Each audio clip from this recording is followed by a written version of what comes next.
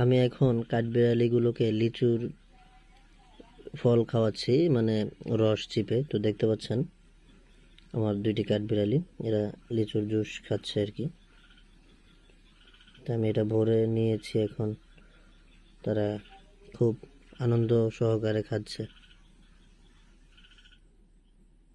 খাও খাও খাও।